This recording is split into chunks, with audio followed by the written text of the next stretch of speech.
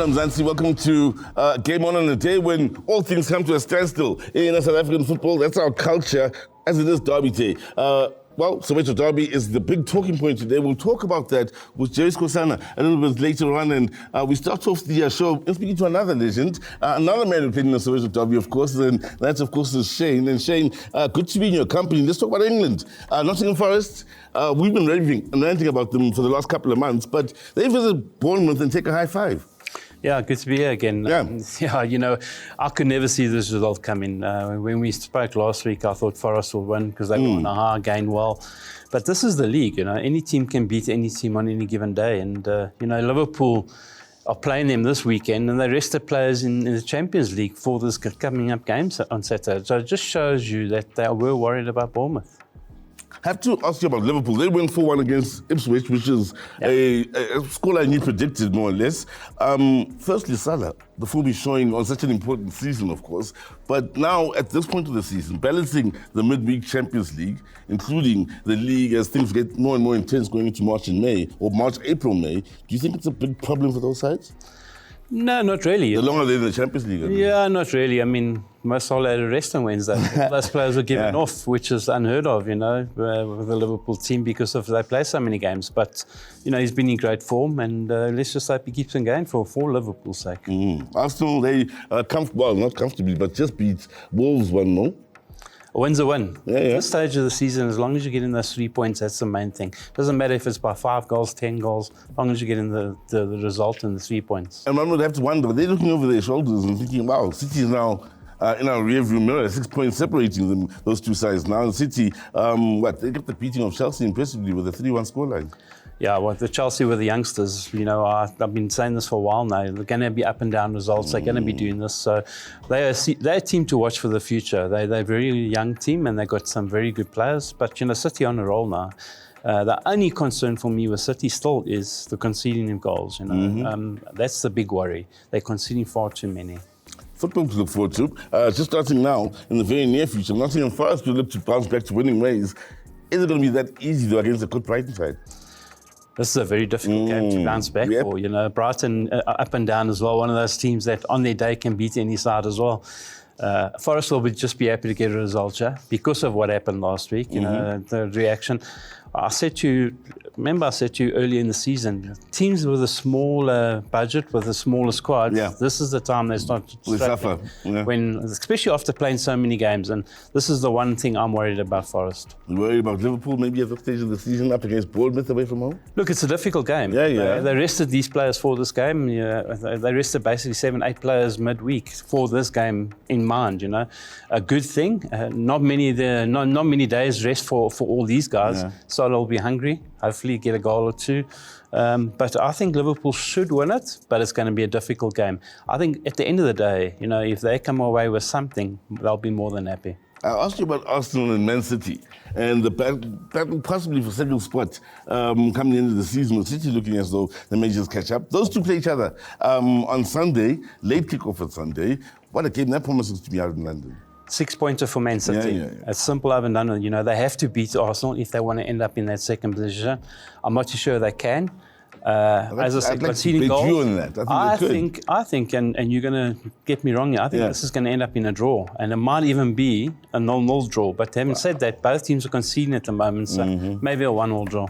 But Newcastle up against Fulham, some will be thinking Newcastle have found their groove in 2025, actually from late 24. Do you see them putting Fulham to the sword? Newcastle's always a difficult team. Fulham's always a difficult team to play against. Newcastle at home, their fans are an extra player. They really are. The Georgies are a different class. I think they can get the job done against Fulham. Different story for us at Craven Cottage, but at home I think they'll get the job done. Chelsea are a side that's doing well at times, and then come the turn of the year they have lost their way a bit, but they are up against West Ham and hoping to get back to winning ways here and have a strong finish to the season. Derby game again. I thought that's the derby you were talking about earlier, but derby game. I think they'll bounce back. As I said, with the youngsters, 1 week in, 1 week out, I think they'll bounce back. West Ham aren't having the greatest of seasons, so for me it'll be a Chelsea victory. Look at Chelsea now, they're 6th on the log table. They've dropped behind Newcastle. City's now obviously gone ahead of them to 4th spot. Is there a problem with Chelsea of late, considering they've only won one of the last 4? No. It's like I said to you, when you've got a bunch of youngsters in the squad, you're going to go through a bad patch, and this is what's happened to them. They've got to turn it around now. They've got to stay in that hunt. They've got to be in Europe for next season. With the amount of money they've spent and the players they brought in, they've got to be in Europe next season. So for them, it's a must-win. And as I said, West Ham struggling. Now, here's the thing about Nottingham Forest that I find quite mind-blowing of late. We spoke about their form in December, and we said that was a big reason why they jumped up to 3rd, 4th, and 3rd, rather I should say, on the league table, with Newcastle, with lovely form in December. But Forest, they've only lost one of the last 5, even now. That's the game they just lost last weekend. So they're still doing very well to be 3rd spot behind Arsenal. Because of the previous run they had, They were on a very good run in December, and it just shows you that you go on the momentum, we were speaking of air earlier. You were saying Liverpool won the league. I said no, because if you go on that bad run, teams catch up to you. And that's the problem with Forest now. Now they're looking over the shoulder and saying, how do we keep going? What do we do to keep going? Unfortunately, when you've got tired legs, you can do what you like. If you don't have the players to swap and change, you're going to have those problems. They're just hoping that they can keep it and stay in that position. Aston Villa now 8th has the balance, or the need to balance the local league and Europe caught up with them this season. Europe has caught up with them. Basically, that's what's happened with them. Europe killed their chances of any top finish. They got to do well in Europe now. But, at the end of the day, they are a good side, but again, not a big enough squad. When you're playing in Europe and you're playing locally, it takes a big squad to do that, and they don't have it. Tell you what, the players that have been shining out there in England, Mo Salah, 19 goals, Haaland, 18 goals. Isak is also another outstanding player. Not forgetting Palmer out at Chelsea, entertaining and fun to watch. So that's our talk with Shane, breaking down the English game. Shane comes back and we talk about Germany and football in Germany later. For now, all things Soweto Derby and what's been going on in the Nedbank Cup.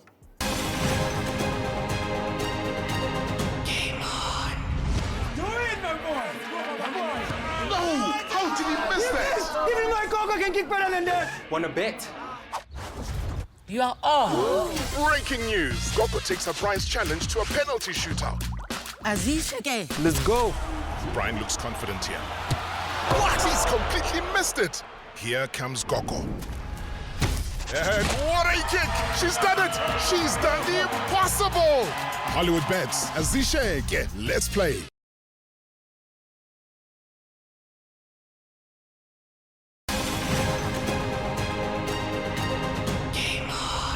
Welcome back to Game On, and the big talking point, of course, the Soweto Derby and games that are happening this weekend. But firstly, let's go back to last weekend, the Nedbank Cup happening, and Teres Khosana joining me. Cherry, good to be in your company. The sponsors will be happy, Sundowns winning, fans will be happy, Pirates winning, Chiefs also playing good football, scoring goals and winning. So it's looking good going into the round of 16. Yeah, thanks, Caesar. I think it was a good omen for football because you really want to see these big guns, vying to be in the final. So yeah, for them to advance to the next round, it was just so important. Now, what I'd like to see or talk about is when you see a side that's as good as the Sundowns up against Sibanye, but still being true to the game and being honest with the game, winning 5-2, playing the best football. Chiefs did the same thing. They scored 4. When good sides play well against the lower sides and really put them to the sword and stay professional doing it, it's great for the game. It must be great for the fans as well. Yeah, I think it was something that is good for me. You look at the Sundowns and Penny game. I mean, for the amateur team to score 2 goals against the Ronwen Williams, people were talking about it. So yeah, I think it shows that somehow there is a little bit of respect to the lower divisions, especially in this cup. So that's what happened. And for Chiefs, I think it was something which they really had to do. I mean, we spoke about it last week to say Chiefs it's a must win for them. And they really did that with the score that they scored. Nice to see them back amongst the top clubs, of course, in the Nedbank Cup. Hey, man, TX Galaxy Bashayile, man. 7, that's the highest scoring goal of the last 36. But again, the good teams are playing really well when they're up against the smaller teams so far this year. No big upsets.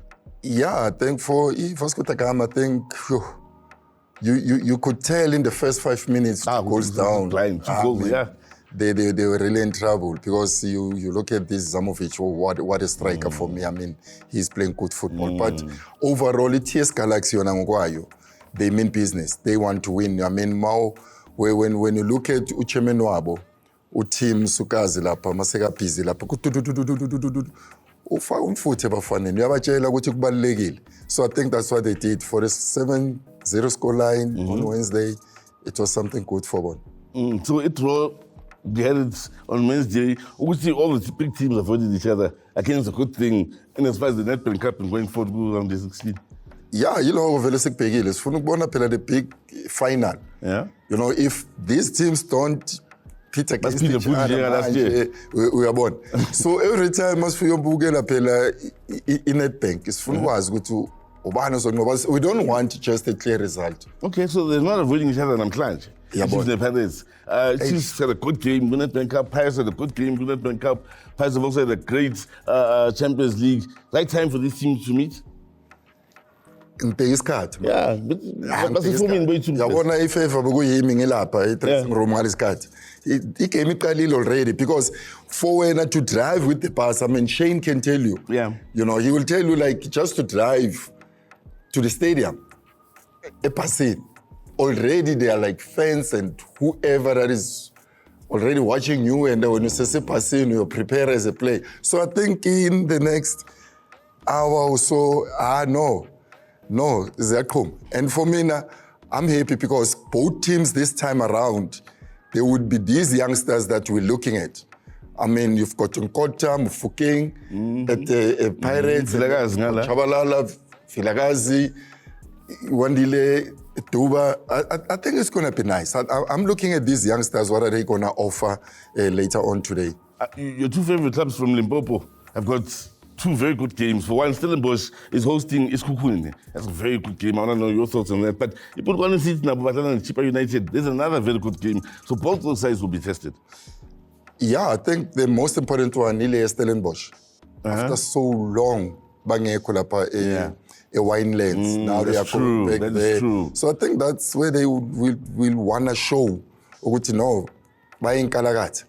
So I think the Limpopo outfit needs to be ready for that because Zoto. There's still big question marks, and I'm a game wabo. And I just want to get your thoughts on this as a coach, manager, and a player back in the day. Uthi bazoba nepeklo gamaklim. League, Nedbank Cup. There's still question marks.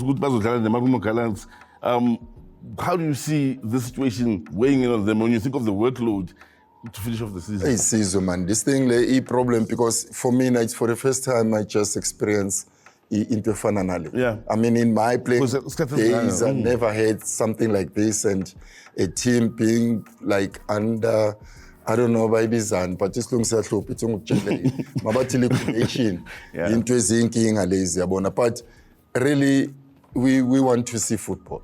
And lento lena manias demoralize thina sila eMzansi because you look at the history, Yagamam Mkhize, Shoni Mkhize, you know, and you look at what happened when she bought Bloemfontein Celtics, put it to be Royal and Durban, and then taking everybody was there, even the coaches now.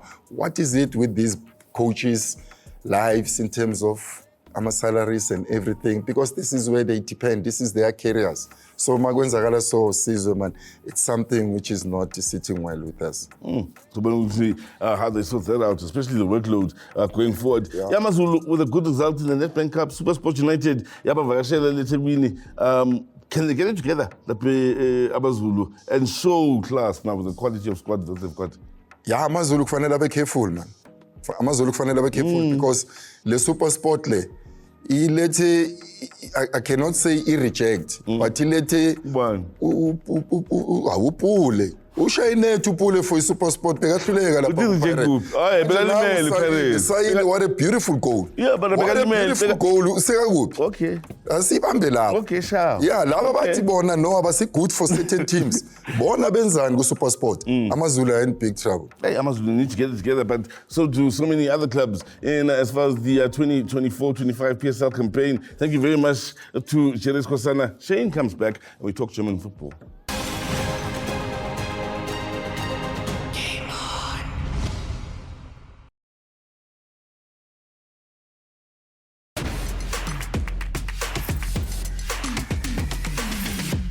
Welcome back to GameON. Time now to speak about all things in Germany where, well, it's raining goals just about every weekend in Germany or every week. But let's talk about Bayer Leverkusen. They visit Leipzig.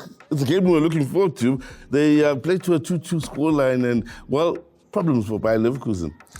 Yeah, you know, the difference between Leverkusen and Bayern Munich, they both only lost one game the whole season. But the difference is the amount of games drawn. Yeah. They've drawn more than Bayern Munich. And that's a big difference, you know. The thing here is, again, they had a big Champions League game, which they had to win. Their mind was on that. Maybe the players were a bit wary. That's always the thing in mind, that looking forward to the Champions League. No mistakes, no excuses. It's my team. I like them. But, you know, if you don't win games, you're not going to win the league. And that's where Bayern, I mean, just keep on doing it. Doesn't matter how, they just seem to get the results. Well, this is the thing with Bayern, because ever since we've started looking back at German football, Bayern have always set the standard, and Bayer Leverkusen have always just stayed with them. And now the gap is opening up. Bayern winning impressively away to Freiburg with a 2-1 scoreline. Not over yet, you know. If you look at it, Bayern aren't exactly playing the best of football at the moment, but they're getting the results, though. That's the main thing. Leverkusen are one of those teams that won't give up. I mean, Alonso will keep on fighting. They'll keep going. What I like about this league is the amount of goals that are always scored. I mean, I haven't seen a normal draw in a while, you know, so that's why I love it so much. We touched on Dortmund and the struggles they've had. Back in the day, at Dortmund, Werder Bremen game would be Champions League quality, very good game in the Champions League. They, again, have a good, entertaining game, 4 goals scored, 2-2 the scoreline. Again, you know, we're talking about a team, Dortmund, and I explained this last week, selling so many players. It catches up with you sooner or later. This season, unfortunately, has. Don't write them off. They'll be back. They'll bounce back next year. They'll be back in fighting for that top position again. But at this stage, I think they're building for next season. Were you surprised with Mainz getting the better of Stuttgart? Yeah, very much so. Stuttgart have been on fire. Yeah. You know, they've been going well. Having said that, you know, they got something in Champions League midweek as well. So, you know, I think it's, you know, like I said in the English football, that the bigger squads do well. This is the time of the year where the squads begin to tell, and I think their squad is just not big enough at the moment. Now, Leverkusen have to go back to winning ways. They play against Hoffenheim. Do you see them picking up the 3 points there? And Munich play against Kiel. I think it's amount how many goals they won by. I really do think so. I think, you know, they've got to bounce back, as you said, and I can't see any other result but Leverkusen winning. And then Bayern will just grind the result out. You know, they're not worried about the way they do it at the moment. They just keep on winning, and that's what will happen, you know. Both sides keeping the pressure on each other. And Frankfurt up against Wolfsburg. There's another game that should have good quality, just entertaining the neutral. Yeah, it's been very impressive from Frankfurt this season, and I think they'll just keep it going. You know, they seem to just find ways of winning again, you know, and getting results. Champions League, that's what they're looking at, so they'll be fighting for all 3 points. So I think they'll get the job done again. 6 point gap between Munich and Leverkusen. Still, a lot of football to be played here. They've only played 90 games this season. Far from done, this race. Not over, as I said. You know, this will go to the wire again. It'll probably go to the last game of the season. And Bayern have been very good at that lately. But for me, it's not over. They've got to play each other again. A vital 6-pointer for Leverkusen, but they'll keep the pressure on. Tell you who's been keeping the pressure on the other ladies here in the South African game. Mamelodi Sundowns over the last few years, they've absolutely dominated football here in South Africa, and the ladies team absolutely dominated the Hollywoodbets Super League Awards held in Gauteng on Sunday. Let's catch up on that. Hollywoodbets has been at the centre of a football revolution in South Africa, and after another grueling season, it was time to celebrate the best players, coaches and administrators in the land with the Hollywoodbets Super League Awards ceremony, which took place at the Vodacom Dome in Midrand.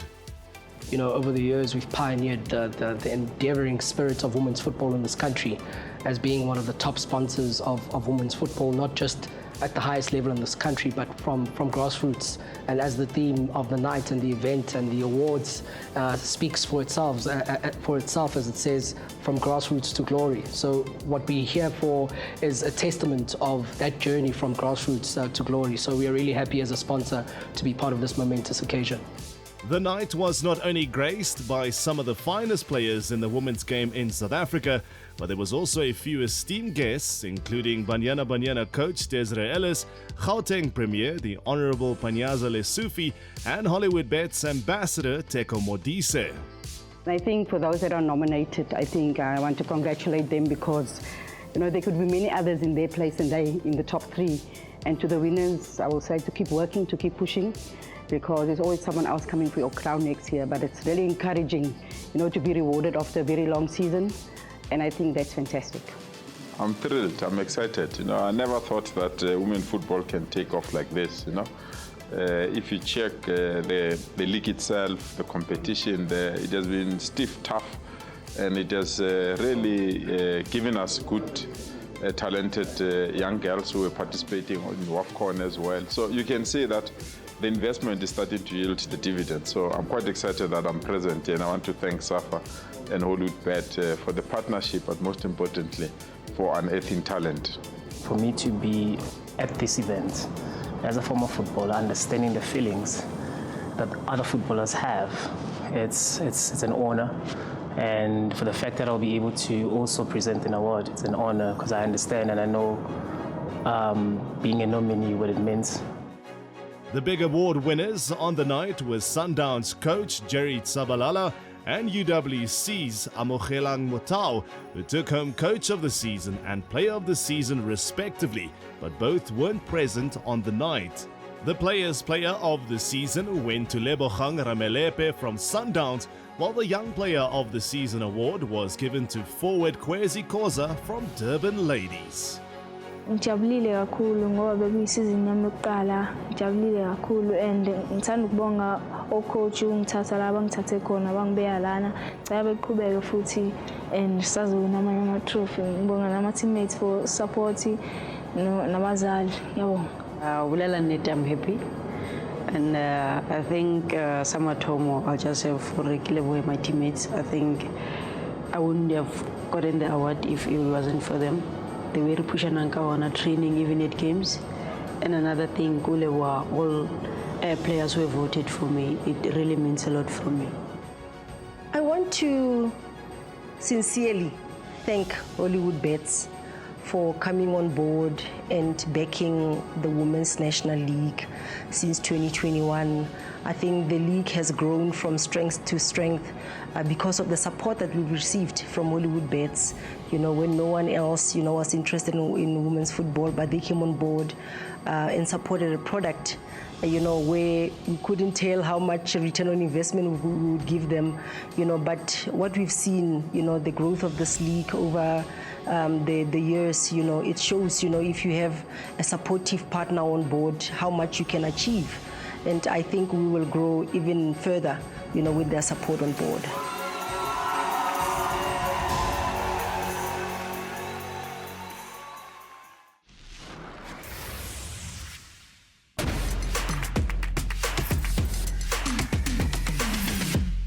Time flies when you're having fun, so let's take some time out to thank firstly Javis Kusana as well as Shane McGregor, and from myself, Caesar Mapena, and the rest of the team. Click, click, bang. Until next week.